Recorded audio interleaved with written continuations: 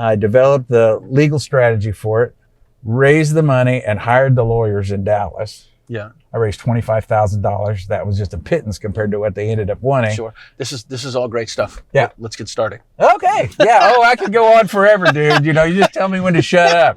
I do have a time limit here, man. This is your show, not mine. I just want to make it a great show.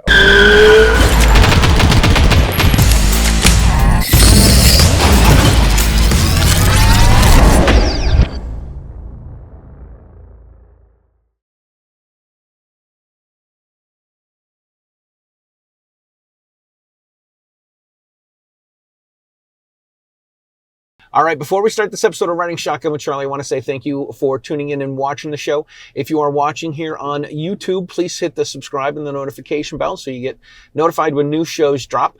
If you haven't subscribed to the YouTube channel, you should. If you're listening to the show in podcast form on your favorite podcast outlet, please leave a positive comment there. And if you enjoy the show, if you get something out of it, please share it with your friends because that is how we get the Stagecoach across America. All right, welcome to this episode of Riding Shotgun with Charlie. Today we are coming to you from Atlanta, Georgia at the NRA Annual Meetings 2025, and I have with me Phil Journey. Phil, thank you so much for being on the show. My pleasure. So it sounds like fun. It's always a good time. I love my gig. I don't make any money, but I love my gig. I know that feeling some days.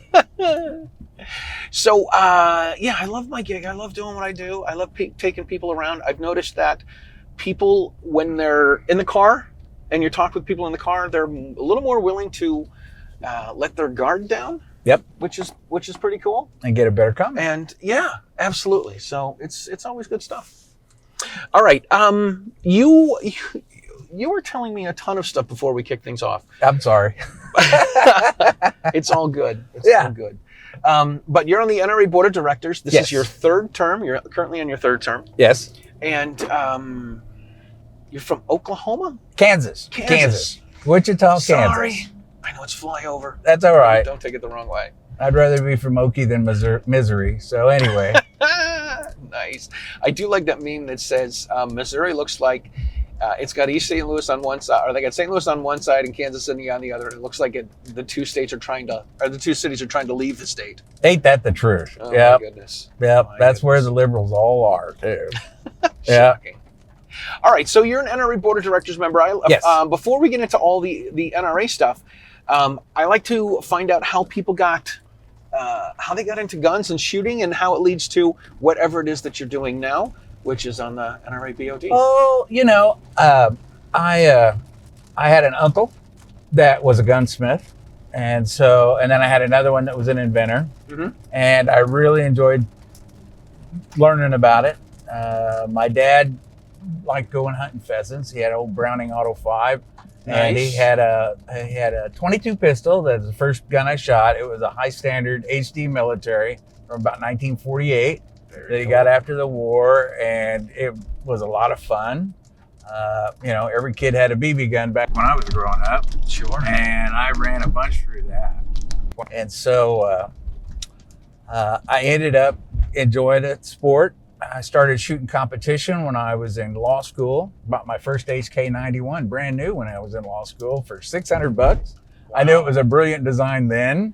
That was like 1978 or 81, somewhere in there. And then started shooting IPSC with HKVP70Z. I'm shooting against all these guys with 1911s. They're dropping and switching and doing that. And I've got this 18-round mag. I'm just going bang, bang, bang, bang, bang. I'm done. Oh and I came in second in the state of Oklahoma in IPSC. That was a lot of fun. It was a great pistol. Yeah. I learned that trigger. It was a really heavy trigger, but it would go right up to where it was going to break, and then it broke like a glass rod with another pound or so. Nice. So it was an interesting gun. It was the very first polymer pistol. Before Glock. Before Glock. Wow. And so after that, I got bit by the bug, started doing a little collecting, a little more shooting. I really haven't gotten to do as much competitive shooting as I'd like because I've spent most of my life making sure everybody else could go do it. This is what I've noticed with a lot of the folks I talk to is they'll say the same thing. They're like, I used to shoot and I got involved in politics or, the Yeah. gun rights movement or fill in the blank. And then they're like, I haven't been to the range. I go maybe once or twice a year. And what got me into the issue was when I was in law school, we were all required to write a dissertation. Mm-hmm. And I just, everybody else was just kind of like regurgitating what they'd already learned, and they'd add a couple cases and they'd expand on it a little bit. They were done. And I'm sitting there looking at my book. I took 3 semesters of constitutional law. 1 semester was just about the First Amendment. I said, what have they not taught me about? And it was the Second Amendment. And so I started working on that paper and doing the research, and I came to the conclusion that, in the two interpretations, which at that time, the collectivist theory of the Second Amendment was predominant in the courts. And I realized that that was wrong, that it really was an individual right. By looking at what the Federalist Papers said, by reviewing what the Founding Fathers said, by looking at some of the writings like up through the Miller case in the 1930s, and I came to the conclusion that it was going to be my cross to bear. After I learned about it, it was supposed to be a 25-page paper. I just stopped at 76 and said, okay, let's finish this. Get Let's it wrap done. it up here. And yeah. Oh God, it took so long too because I'm a horrible typist. I have to. Oh my gosh. I have to use a search and destroy method. I know that Z's in there somewhere. And anyway, this is before word processors, right? Before. Oh yeah, I'm using before, an IBM Selectric with autocorrection. Oh You had to hit the special backspace button, and then put that. Then it knocked it out, and off you went. Oh my gosh. So yeah. Anyway, so I got involved. Started working in political campaigns as soon as I got out of law school. Worked on United States Senate campaign in Kansas. Not the best lady for gun rights, Nancy Castlebaum, but I had been working with David Coppell. Got to learn a little bit about him. Got a bunch of his publications. He had the first one I remember, it was the Assault Weapons Panic, was he did a little monograph about what was wrong with that silly idea. Yeah. And I started giving that to candidates thinking they would read it, which I was wrong. I was naive back then. Anyway, so they all got to know me real well, got involved in state politics, got on the Republican Party Central Committee. One thing that really changed it, we had this mayor in Wichita, which is the largest city in Kansas. The county's about 500,000 people, and she was horribly anti-gun. And I was already involved with the Kansas State Rifle Association at that time. Yeah. And they passed this bill. And that was in 92. And I ended up working as NRA's. They used to have a program where you were election volunteer coordinator. So I coordinated the congressional district, turned out volunteers for people in 94. But in 92, we ended up creating a political action committee and put a question on the ballot in Wichita. And we won. And then the Supreme Court kicked it out because of a drafting error. So, it was okay. And we ended up beating her in her next election. She always blamed us. Nice. We had a city council meeting, and NRA flew in a lobbyist to help me. Jeff Freeman, great guy, always got to know him. We made thousands of phone calls. We turned out 5,000 people for the city council meeting. Wow. They didn't know where to put them. Everybody in the group got an orange hat that said, I vote. And I've got pictures, and it just looks like a sea of orange in that entire auditorium. That was the city council chambers. They had to call in the fire department and get us all out and count heads and not let too many people in the room and set up a satellite room. And so that really got me started. Yeah. And then I ended up helping create 3 other political action committees, 1 in each congressional district in Kansas. And then we started going after state reps because we're trying to run bills. And, we just got blocked at every turn. The whole legislative process is designed to keep things from becoming law. So that only the best, most competently written bill makes it through the process and becomes law. So I learned a lot doing that, learned legislative procedure and all that. And we had a little bit of success, not very much. We kept getting vetoes. We got right to carry passed in a Republican administration. The governor vetoed it. We couldn't override the governor. And 14 years I worked on right to carry in Kansas. And I think we were the 48th state to get it, Right. And I had to end up going to the Senate and become a state senator because I never could get it done. Something would always happen, even though we had a lobbyist under retainer. Somebody wouldn't give us a hearing. We'd run out of time, whatever. And so I just ended up going to the Senate and becoming a state senator. I served in Kansas Senate from 2003, replacing one that was hurt in a rollover accident. The precinct in Kansas, the precinct committee members elect a replacement, appoint them.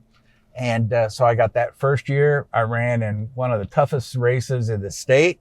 Democrats really wanted to take me out, and they didn't. And so then I served another term, and all that time I'm practicing law. I've always practiced law as an attorney, as a sole practitioner. I don't work for anybody but my clients. Nice. And it was tough. My fourth year, I'm doing my taxes. And I said, just what does this cost me? I went and looked it up and figured it all out, looking at all the different accounting files that I had. And I figured I lost about $50,000 a year. It cost me $250,000. Wow. Well, I'm self-employed. Right. And, if I'm in the legislature for 90 days, and I'd always come back home on the weekends, and I would work the phones and return all the calls every day that I could. And, but, if somebody's in jail, they're saying, and I did criminal. And traffic, and I was like the DUI king. And when they call you, they go, I need to get out of jail, and you go, well, I can get to you about May. Right. They're going to call another lawyer. Yeah. So we can't blame them for that either. So anyway, after that, I ended up running for judge. That way I could make a living, and I've done that now. I've been reelected 4 times.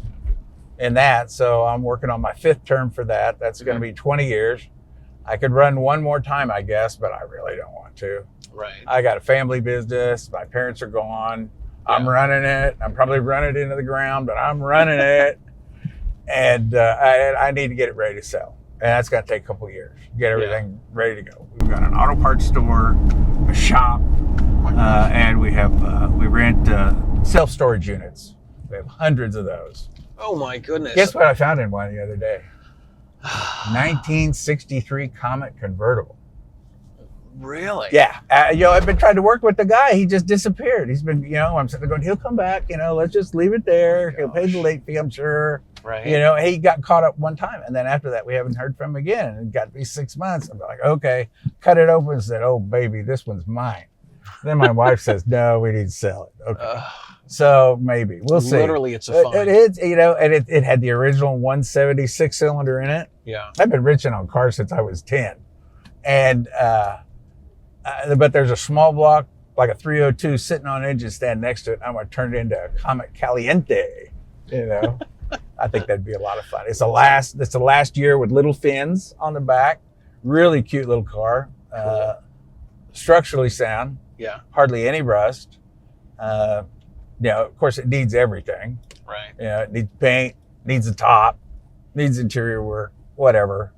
But I think it'd be a lot of fun to drive when I got it going. Sound like a lot of fun. And the car's like, what the deal is when a guy has 30 cars? They all need something. No kidding. Oh, that's the truth, dude. Yeah, I got a pile of Volkswagens and Porsches. Wow. And when I was going to undergrad, I got my first degree in accounting. Yeah. And I'm working at a shop there in Topeka. I went to Washburn University, great school. And all they did was work on Volkswagen, Porsches, and Audis. At that time, I had a 65 Pontiac GTO, and it had an L88 427 out of a Corvette in it, 400 turbo hydromatic with a high stall torque converter, a shift kit, and a 48 posi in the back. I'd hit about 5,200 RPM at the end of the quarter mile, doing about oh shit, back then, I'm running 14s, 13s. I thought I was doing great. Oh my God. Now this car would beat that stock from the factory. I'm sure. Yeah. Anyway, got a pile of old Volkswagens, little Carmen Gias and Beetles and convertibles. And I got one on the lift. It's been there for a while. Anyway, I think I need to replace the axle bearings, and I don't want to pull the trailing arms off. Yeah. Because you're supposed to pull them off and use a press and press the stud about. And I think I found a little hydraulic press that you can just bolt to the car, and it'll push that stub axle out and then push those bearings out. Then you push them back in. I could do it with an air hammer, but the bearings would get flattened and they wouldn't last very long. Right. So yeah, so I love them. Big motors. I like big motors. Very cool. Stock BWs. Yeah. 1587 cc's. Biggest one I've got so far is a 2275. So you increase the bore and the stroke, and then put an ice cam in it, nice pair of Webers, get everything all balanced, and they run pretty good. Get them up to about 120 horsepower. They get to be a lot of fun. That's great. But anyway, going back to gun rights. Let's get back to that. Yeah. Okay. So banging in the living here. I'm trying to think which year it was. I want to say it was 05 or 06. Yeah. We had Kathleen Sebelius, Democrat for governor. When she was a House member, she filed an assault weapons ban, which of course we killed. It's easier to kill legislation than get it passed. That's for sure. And so I engineered the first override of the governor's veto that happened in Kansas in over a dozen years. That's cool. And I got a majority of the Democrats in both chambers to vote with me to override their Democratic governor's veto. Wow. And that's something I'm proud of. That is a task, right? Because, I know guns aren't supposed to be a political issue, but they are. They are. Yeah. Everything's political. I like to say there's one political party that wants to take our guns, and there's a other political party that secretly wants to take our guns. All I ever really was a cheerleader. I don't want anybody to think I'm taking credit for everything everybody did to help get that happen. All I did just kind of like point them in the right direction, wind them up, turn them loose. Yeah. And anyway, we did that. Also did range protection, did preemption. The cities upset me. Some of the cities were just, especially up by Kansas City, were just apoplectic. You got to connect something? No. Oh. My phone's disconnected. I want to talk about preemption because whenever there are legal terms that I hear that I always have to sit there and say, okay, what does this mean? So preemption means the state, the town cannot override the rules of the state? Okay, that's true. Okay, so what it is in Kansas, we have a home rule. So basically cities have all the powers of the state to create legislation, except when the state legislature preempts that area of the law and says we need a consistent statutory structure from border to border. And Kansas was crazy. In Kansas City area, metro area, there's two main Kansas counties. There's Wyandotte, which is what we always call the blue dot, because that's where all the Democrats were, and Johnson County, which is like the Gold Coast. Had like the highest per capita income in the country at one time. Largest county too.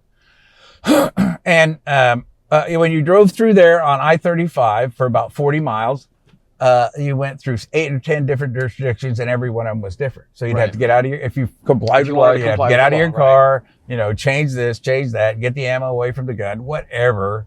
It was just a trap. Right. It was just a trap for people driving through the jurisdiction because there's no way you can figure it out. Right. The average person doesn't even know where to look up that stuff. So, we had a couple poster children that had been abused in those kinds of prosecutions and used them to help convince them of that. And that one, the governor signed that one with preemption on the first version. I know what it was. What is it? Stand Your Ground. That was another one we did. Right. And so, the piece de resistance was we legalized Class 3 and Title 2 firearms and all that stuff, suppressors and all that stuff in Kansas, where before it was illegal under any circumstances to own one, even after a federal background check. Now, so, all right, what's Type 2? Title 2 is like destructive devices, short-barreled rifles, short-barreled shotguns, and fully automatic. Grenades, the shells for your howitzer, stuff like that. How do you get those? I got friends that have them. I'll tell you what. I got a buddy. He's been buying stuff in Europe for about a decade now, and I don't know how he did it, but he got everything Finland declared a surplus. Wow. And he started that deal, and they get containers about every month or two in. There's probably 20 of them in line. And at not the last gun show, you didn't come to Wanenmacher in Tulsa, Oklahoma. I do. A year ago, it was when he got the first container in, He goes, Phil, he knows what I love. He knows what I love. I love competitive stuff, right? Right. He goes, Phil, I got something for you. And he hands me the Finnish Army's one of two competition rifles for 300-yard biathlon. Wow. And it's a 9130 Mosin Nagant with a barrel on it. It's about 3/4 of an inch, 7/8 of an inch in diameter, and a trigger to die for. Nice set of dual aperture sights like you see on competition stuff. Mm-hmm. And I haven't got to shoot that one yet, but it is on the short list to go. And I'll bet it's running about a minute. I bet it's a minute and a half. Wow. You know? Nice. Well, the stuff today is so much better than that. Right. But it's got the stickers all over it from all the competitions they shoot. Oh, wow. One of the other things I do is I'm a 4-H rifle and pistol instructor. Oh, cool. And I've been doing that for about a decade. The NRA's kind of taken me away from that, but I count serving on youth programs committee as part of that. And it's great to watch the kids mature. We turn out national champions in Wichita and Sedgwick County and Kansas. And I got really involved in that.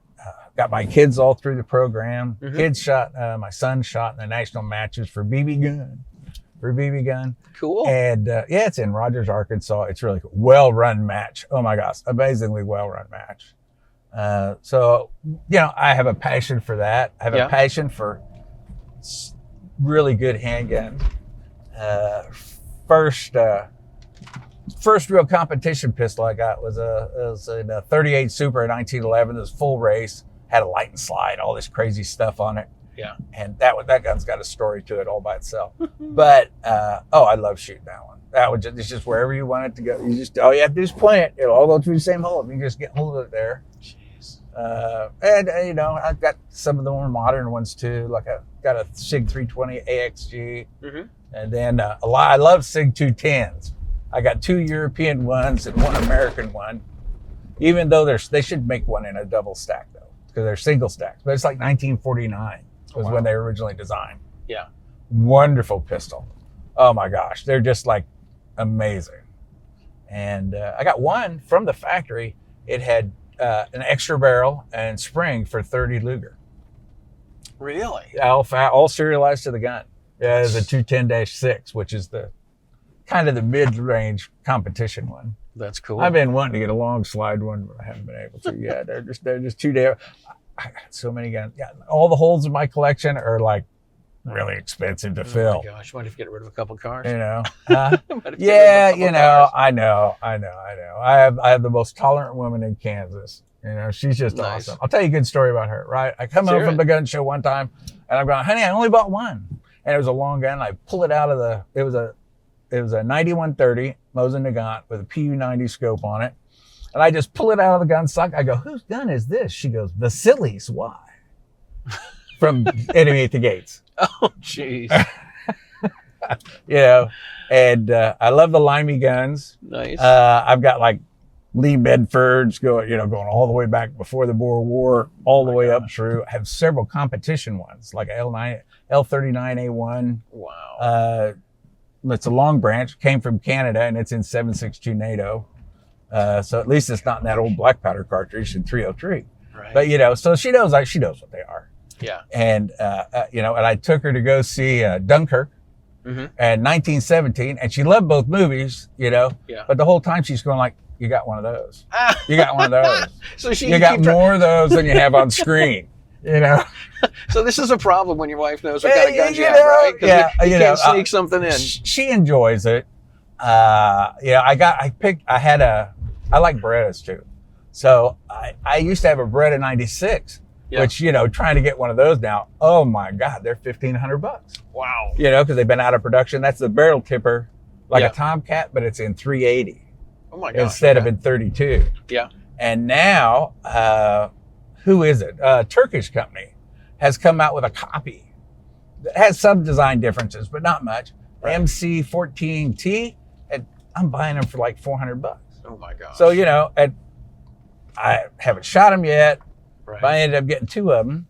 And I'll probably give one to my daughter or something. If that one gets stolen, I won't freak out too bad. Right. Where with that 96, I'd be going, it's unfired in the box. I'm like, I hate guns I can't shoot. And I got a couple of them like that, but I can't. And I like collecting the military stuff. 1917 Garands. I just got an M1D that was pretty good, and I just got the best gun I bought at Tulsa last week at the Wanenmacher gun show. I picked up an 03 A4 that had been rebuilt by CMP. 25 go. Oh, you're not going left. Right. $2,500. I'm like, that's about $1,000 less than what it's worth. No kidding. So yeah, that one was exciting.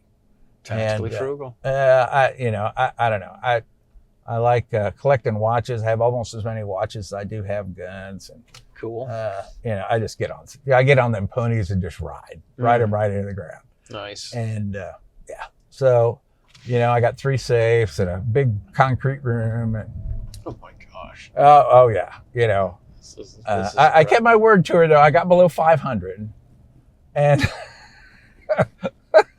I got below 500. Yeah, well, I sent 150 guns to auction with my friends at Lock, Stock, and Barrel. They were so awesome. They just drove out from Wyoming and picked them up, and I financed my last campaign. I had Democrat running against me in 16, and I just sent them all to auction, paid for the campaign, got it done. Didn't have to go do all that fundraising stuff.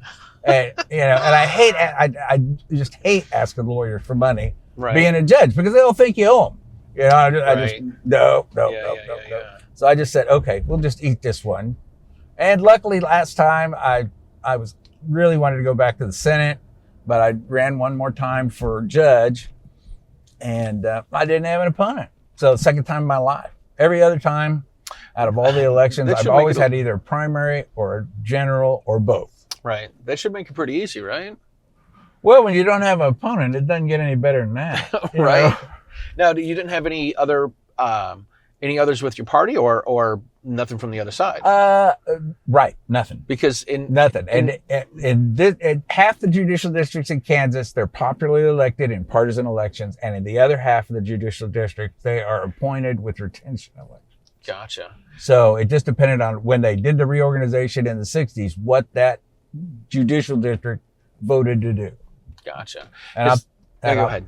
Yeah, I was going to say, I'll tell you, if we were in appointment retention, little old sole practitioner wouldn't have ever stood a chance. But after serving in the Senate, getting right to carry, everybody knows me. Because of that, doing that TV show for 15 years, got to walk right in. Gotcha. That was awesome. And I had a primary and a general. Nice. And the guy I beat the primary, he ran later and won. We get along great. I always get along with my opponents. Yeah. Even before and after, except for 1 or 2 of them. But most of them are good friends. That's cool. It is, because that's how you're supposed to do it. The way we do it today, it's pitiful. Because if you burn the bridge, you can't go over to try to find somebody to help you get something done. Right. And, just like I would have never overridden their veto Democrats with me. Have Kathleen Sebelius' veto if I didn't have half the Democrats with me. Right. So, it's important to. Yeah, that's the worst thing about politics today is the hyper-partisanship is counterproductive. Oh my gosh. Yeah.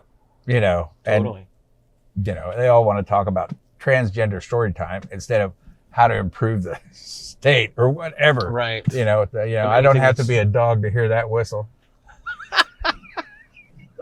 That's great. That's great. All right, let's talk NRA stuff. So you, this is your 3rd term. You said your first time was my first term was from 95 to 98. Neil Knox helped get me on the board. I was always loyal to Neil. We went through the battle in Seattle, which was really a dispute that revolved around Wayne LaPierre and some of the things he was doing back then that weren't appropriate. Right. The board had a policy that said if there's a contract with over $100,000, it had to be in writing and it had to be approved by two of the 3 executive officers, president, or the 2 vice presidents. And Wayne just made them oral contracts and never ran them past us. Wow. Millions and millions and millions of dollars. Jeez. Going to the vendor. That did like MMP, does like membership recruitment, whatever. And so the side that lost with me and Neil, we all got pushed out over the next 3 years from the board of directors. And of all the guys that got pushed out, and by the way, we lost the battle by one vote on the board on one office, and then Neil got beat by 3 votes. That's when they brought Charlton Heston in to beat us. And Gotcha. so I'm the only member of the board that ever got back on after that. And that happened because of a very wonderful lady who helped me and got in a lot of trouble doing it. And she was chairman of the nominating committee and got me on the ballot. And then from there, I got back on the board. And it was great. You know, it's 20. I went to the meeting in 2019, watched the whole thing melt down, stopped talking to them, go like, you guys need some help. I knew what was coming. I knew about Letitia James. Yeah. I'd watched her campaign for Attorney General in New York, read the articles about her and how she said she's going to get us, and NRA members are a bunch of terrorists, blah, blah, blah. You know, typical pablum from them. Right. To gin up their side. And so I got on the board, right? My first meeting, we were elected in April of 20. Because of COVID, the meeting got postponed first from wherever it was to Springfield, and then that one got canceled, and it went to Tucson. And so in that meantime, she filed a petition. And, you know, I've got a lot of history with it, and I watched the NRA and monitored them all the time I was off the board, and was always motivated by gun rights. And then that first board meeting, we didn't do a whole lot. The second board meeting, we didn't do a whole lot. They weren't doing anything in the board meetings. When I was on the board the first time, board meetings lasted 2 days if we were lucky, and 3 if we weren't. When I came on in 20, they lasted about 3 hours. Wow. Because they don't do anything. Right. You know, the tail's wagging the dog. Do anything. The board is just go along, get along, whatever you need, we'll get it done. Right. You know, there's no real controversy. Everybody just did whatever Wayne wanted. Yeah. And then I read that petition for the bankruptcy. I mean, not for the bankruptcy. I read the petition for Letitia James. The Attorney General in the state of New York has statutory authority to oversee nonprofit organizations in the state. She has an entire bureau that they call the Charities Bureau, and that's their job. Right. Is to make sure they're all running it according to the law. And I read that petition. It was about 140 pages. It had about 700 different incidents that it counts that it used as examples of misappropriation of funds, self-dealing, abuses, blah, blah, blah. And I read that thing, and it connected so many dots for me. I puked about 40 pages in because it was just so upsetting, because I realized reading that and came to the conclusion that it was a cultural problem inside the organization. That the things I saw back in the 90s were squared about 4 times. Wow. That much worse. Jeez. And that was when he had that lawyer Brewer that talked him into doing that stupid bankruptcy when they knew it wouldn't work, because he'd already tried it with some rapper, and they tried, you know, he got a judgment against him for publishing somebody's sex tape, and it was like $5 million. And they filed a bankruptcy. All the while, the guy's sitting there driving around in his fancy car and saying how he's not going to pay this, and he'll get out of it this way. And then the judge, of course, says, oh, hell no, he dismisses the bankruptcy. So they knew it wouldn't work. Right. And they went ahead and did it again. And they did it without board authority. And that was the big, bad thing. Right. Yeah, I told you earlier, judges have special rules we have to live by. Yeah. They're called judicial canons, but they're really like ethics rules, like with lawyers. And one of those is that if a judge sees a fraud being perpetrated on another court, he has to inform that court. So my second board meeting was on a Friday, got done on a Monday, and I get home on Tuesday. Friday, they filed a bankruptcy. Jeez. And I couldn't believe it. I didn't learn about it until I saw it on the news, and then like the email comes, oh, by the way, we filed Chapter 11, came from the secretary about 2 hours after that. Oh my goodness. And so I read the petition, got it off online, and saw the certification that the petitioner signs, and Wayne LaPierre had signed it. And in that petition verification clause, it said, Our board of directors has been made aware of the filing and approves of the same. And I knew that I sat through that board of directors meeting, and the only way anybody said Chapter 11 was if they were talking about the book they were reading. and it, I mean, it's a perjury. Right. Signed under, perjury. And so they changed my life with that. And as a coincidence, I had surgery it was filed on a Friday. I had surgery on the following Monday for like a little carcinoma on my nose. Mm-hmm. And so as we dug on Monday on my nose, it kept getting bigger and bigger and bigger and bigger. And it ended up, instead of being the size of half a dime, it was about the size of a quarter. Wow. And they had to do what's called MOAS. I think I'm saying it right, where they lift the skin off your face and move it around and then sew it all back up. And the kid was brilliant. They did it, didn't leave a scar. Was wonderful. It hasn't come back. But I looked like somebody hit me in the face with a 2x4. Yeah. And at that time which I'm doing now too, is we were doing family law. And, I could not go into court looking like somebody beat me up with a 2x4 and try to talk to a family that's trying to get a divorce because of domestic violence. Right. I just traumatized the poor victim again. Sure. And so I took 2 weeks off with permission. Mm-hmm. And in that 2 weeks, I researched the bankruptcy code, which is a creature all unto itself. Talked to several experts, law school professors. The trustee for this bankruptcy court in the state of Kansas had just retired, was a good friend. He explained so much of it to me. He was wonderful. And in 2 weeks that I had off, I did the research, developed the legal strategy, and we were the first to file a motion in the case. We even beat the New York Attorney General. Wow. So I developed a strategy, knew what I wanted to do, hired the lawyers, raised the money, raised $27,000. Some wonderful people helped me with that. Yeah. And paid the lawyers, filed a motion, and requested an examiner to go in. Because I knew from Letitia James' petition that if we got an examiner in that room and they saw what was really going on, it would all be over in just a couple days. No kidding. And back then in 21, we were in so much better shape than we are now. It was, it would have been so much better to, ease Wayne out, fix the process, fix the association, and, fix its culture and get back on track. Now we've gone through so much with the New York Attorney General, that trial. Mm-hmm.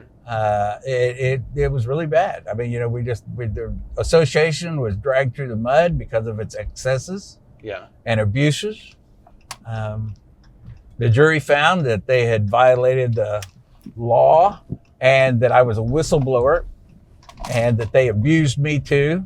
Wow. It was 3 years of hell. No kidding. Going to those board meetings, everybody's staring at me. I'm like all by myself. Right, you're sitting I had one or two on the board. I had five.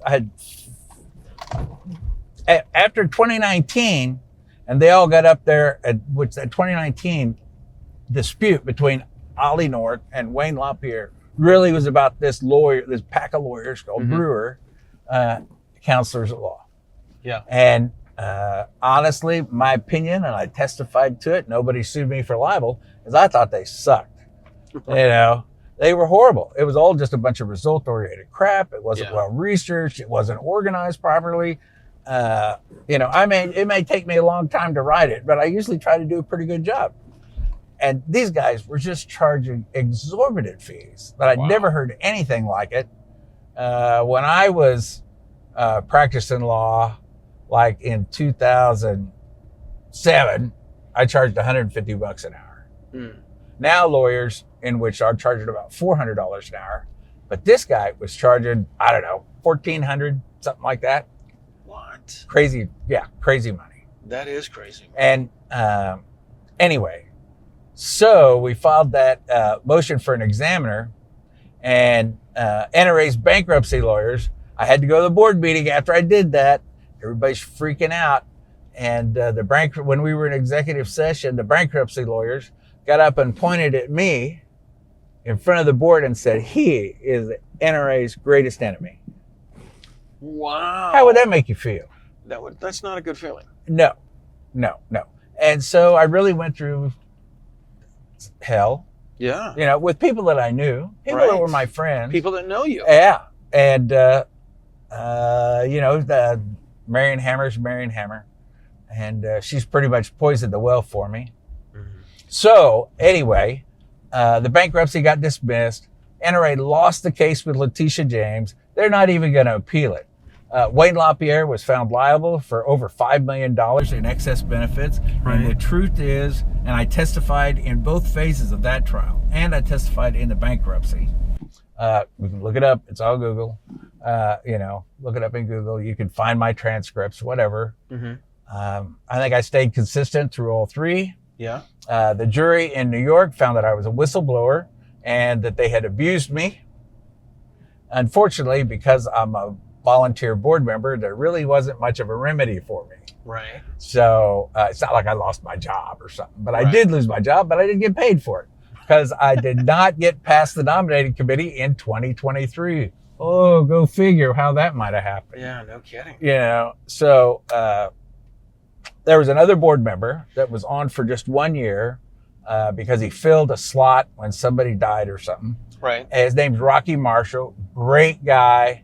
Oh my gosh. I remember he called me. He just got appointed to the board. He said, Phil, my name's Rocky Marshall, and I want to talk to you about this. I think we can work with these people and straighten this out. And I just started laughing. Right. Because I've got 30 years experience with them now. Right. And I know exactly what they're going to do. They go down kicking and screaming all the way. Yeah.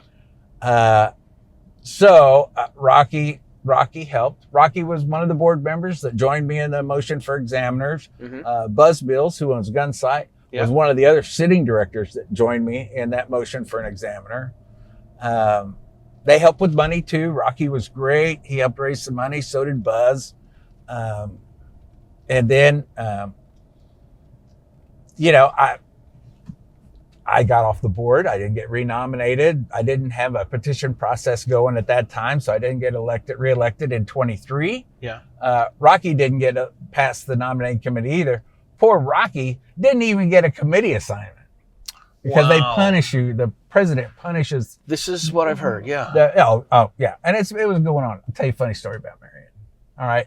I'm on the board the first time. Marion Hammer's president of the association. We're at the Dallas meeting. I'm thinking it was 97, 96. And my youngest girl at that time was the youngest life member at that meeting. Oh, wow. And Marion was good to me at first. She put me on legislative policy where I wanted to be. That would make sense. And after my daughter beat her grandson by 2 months, I ended up getting taken off legislative policy and put on range development. Oh my goodness. That is ridiculous. It's a president's prerogative. Right. And we're going to try to take that away from the president at this board meeting. We're going to try to take it away. When I was in the Senate, it did not run like the House. Yeah. In the state Senate, we had a committee called Organization, Calendar, and Rules. And it was the president, Senate, vice president, majority leader, minority leader, and then 3 members of the Senate were elected by the Senate. And they made all committee selections. So if you pissed off the president because you had to vote your district, they couldn't remove you as a punishment. Oh, that makes sense. All right. Well, yeah, everybody's got to vote their district. If you want them to come back, they got to do what their district says. Right. Or they don't come back. Somebody else will say it better. Mm-hmm. And anyway, all that happened. And I got Rocky and me, and I'm going we really need to do something about this. Yeah. And then I recruited, Neil Knox had passed away, but I knew his boy, Jeff. Mm-hmm. I mean, I knew him when he was like 15 and now he's about 50 or so. And so I called Jeff. Jeff's a well-known blogger. Yeah. And, on like Ammo Land and all that. And great guy, Jeff Knox. And then Dennis Fusaro, who was really had worked for GOA, but he contacted me and he seemed motivated. And I said, look, come on, let's run for the board. And so the 4 of us got together and we raised a little money. And it used to be, if you didn't get past the nominating committee, you did not make it. Right. It was rare. But we did a real campaign. We changed the way people campaigned because we couldn't afford a full-page ad in the magazine like we had this year. Right. We ended up doing direct mail. And I have friends who have helped me in campaigns all forever. And we got access to certain databases that gave us likely ones. And then we printed up a bunch of mailers. We mailed several thousand of those to people we knew were NRA members because they were donors. And then that we got from the Federal Election Commission. You know, as long as you're not asking to sell something, it's okay. Use that list. And so we won. You know, all 4 of us got elected to the board, which was unheard of. And I came in second, which was the best I'd ever done. Usually I was about 17. Right. And 3 of us, myself, Rocky Marshall, and Jeff Knox, were in the top 5. And then Dennis ended up about 15, 17, something like that.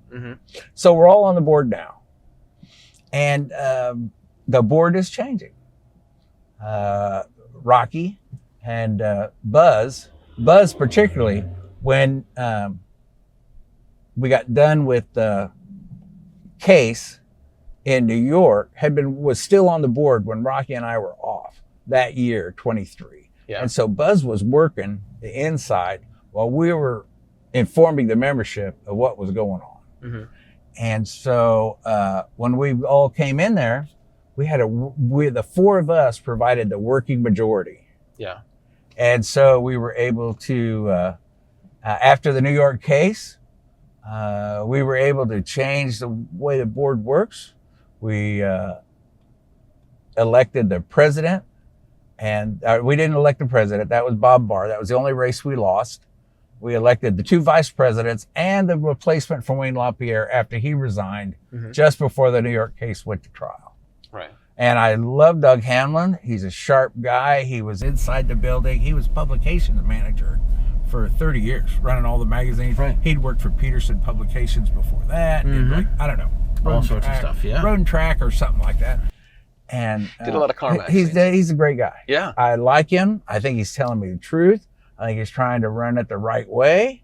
Right now, they still hold the information a little too close to their chest for my satisfaction, but I can understand why, because we're in dire straits right now. Sure. It's tough. We lost a lot of members. Right. I think we're probably at about 1.5 million members we've lost. Wow, that we've lost. Gotcha. That was 5.2, 5.4, 0.5. Okay. Where we were at 5.2, 5.4. Right, like in 2020, the membership took off. Because for the longest time, it was like what? It was about 3.5, 3.7 when I was on the board the first time. Right, because I always heard it was about 4 to 5 million members. And then in 2020, man, with all the mostly peaceful riots and only a little fiery. Yeah. We may have been at 5 million sometime, but gotcha. And during my term on the board, after they filed my second term, after they filed the bankruptcy, I knew they were lying to the board constantly. Yeah. Trying to cover it up from them. And so I think it's the second from the last meeting I was there. I think it's a winter meeting, September meeting. I'm there, and I'm really frustrated. I'm there all by myself. Nobody will eat lunch with me. Right. My wife would go just so I'd have some company, and we'd have to be, and if a new board member came over and talked to me about something I said during debate or whatever, they'd be going like, somebody would go over there right to him and go, "What'd you say to him? What did he say? Why are you talking to him?" Wow. Yeah. I'd watch this all happen. So this is. I don't want to ruin things for me, but it sounds like junior high. You're absolutely right there. Yeah, it's definitely middle school level of analysis. Yeah. So I get up there to the board meeting, and they all go through this, and I've read all my papers, and I just go, and I knew we were losing members, and they got at one of them, Willis Lee, got up there and said, "Our 5 million members are so proud of our board of directors." So I'm in the middle of finance committee report, get up, raise my hand, go, "How many members do we have right now?" Nobody could answer the question. Wow, that's a Nobody. problem. Wayne LaPierre could not answer the question. Well, they didn't want to. They did not want to tell the They board could the answer truth. the question. They could. They knew. Yeah. Right. You know, yeah, I'm sure they keep a running tally. Anyway, you know, and that got a rise from some of the other board members because I think their little ears perked up. I could see them react to it. Yeah, it's been something. And so now we're trying to turn it around. You know, Wayne LaPierre resigned just before the trial started. He has paid his judgment, and he's appealed it. So if he wins his appeal, we'll have to give it back. But I think the odds of that happening are pretty slim. He's got two chances, pretty slim and none. I watched the second phase, all of the second phase of the trial. We were there for 2 weeks. Yeah. On the penalty side, and they lost. They lost at every turn. Wow. I think that Wayne would have had a much larger judgment if the Attorney General had not run out of time. But when the judge set the clock, you know, we're going to do this for 6 weeks. They get 4 weeks, you get 2. Well, you know, when they're cross-examining the state's witness, they just they drug it out. So they could not bring in all the evidence they had available. They ran out of time. Yeah. And if they had brought it all in, I don't know. I figure in the 30 years spanning my terms on the board, they misappropriated, abused, I don't know, maybe $500 million. $500 million? It's only $20 million a year for 30 years. Oh my God. You know, I don't know. Nobody knows, but that's my estimate. Wow. And well, it's certainly there. $20 million a year isn't that much when you've got an organization that at one point was running about $500 million a year. Damn. 400. Now we're running around 200 if we're lucky. And membership is shrunk. Services, everything went to pay for the damn lawyers. Right. And they were worthless. They just lost and lost and lost and lost, you know. Yeah. Not very good facts either. Yeah. So, yeah, it was just a horrible situation. But now, you know, we've got change in people. We've got safeguards in place. We've got a compliance monitor. And I think I finally got a good board of directors attorney. First time I talked to the one that was on the board when I got elected the second time, I knew he was never going to be my lawyer. Really? Oh, he was just an accessory to Wayne and Brewer and all that. Wow. So yeah, so that's the way it was. But you know, now we're trying to put Humpty Dumpty back together. Progress has not been as good as I think it should have been. Yeah. I think that the mea culpa, and you know, I worked in 100 campaigns before and during when I was on the board. Right. I was a member of the American Association of Political Consultants. I went and had the best training ever in the United States on how to run campaigns and stuff, and how to deal with these kinds of situations. And they have not done what needs to be done. You know how you can tell when your political ad is run enough? It's when all your friends tell you, "Oh my God, how many times do I have to see that?" Right. You know, that's when it's run enough. Gotcha. And you know, they had one magazine article. "Oh my gosh, it's so horrible. We're going to fix it." Yeah. And that's it. And you know, the members we've lost never got to read that article. They don't have any idea what we have done. Right. Most of the people out there watching this have no idea what NRA does. Yeah. You know, all they know is what they see in the news, a little bit of politics. That's it. Right. When ILA is just a little teeny tiny piece of all the things the National Rifle Association does to support the shooting sports and the issue. If it goes, there will be nobody to replace them. Wow. You know, nobody wants to take all our loss leaders. Right. You know, when it comes to like kids programs, women's programs, law enforcement, all those other things that we do, the national matches, all that stuff loses money. You know, but it's all about the sport. Gotcha. And if we go, no one will fill the hole. No kidding. And we'll lose the shooting sports in this country in 2 generations. Damn. Yeah, I mean, already, you know, they're trying to make it so that, you know, kids can't read about shooting sports. Oh my gosh. In totally. states like that. Well, think about it. You go online, you go to Gunbroker, which I'm on every day. Yeah, I got a really cool one. I got a really cool one at this. I got a really cool rifle. And while we're here at the meeting, I got a Mossberg MVP in 5.56, Nice. which is a cool. It's got aluminum chassis. It's got a big fat barrel. It's fluted, and That's it just cool. looks. Yeah, it just looks like it's going to be a tack driver. Nice. You know, and I want something with a 1-in-7 twist, so I can shoot a heavier bullet. Right. You know, because the 55 grain, a 55 grain with a 1-in-9, the bullet will yaw at about 150 yards out, and then it just drops like a rock. But you put a 75 grain, 223 in a wild chamber with a 1-in-7 twist, and you turn that gun into a 500-yard gun. Damn, that's cool. You know, I don't think I'd quite go shoot the Buffalo at Whittington Center, which is 1,137 yards with it. Right. But I got rifles for that too. Oh my gosh. All right, we need to wrap it up. Oh my gosh. I mean, so much. I want to tell everybody out there, we're back. We need your help. We need to raise some money. We need to keep the doors open, and we need to save the Second Amendment. And that's how we do it. Very cool. I've spent my whole life doing it. I'm still going. All right, how can people find you, or they just Philip Journey. You know, I'm in the blue pages, but in the phone book. the blue pages? Yeah, the old phone books. These have blue pages for government. Oh, gotcha. Okay, So yellow. I just knew about the yellow pages and the white pages.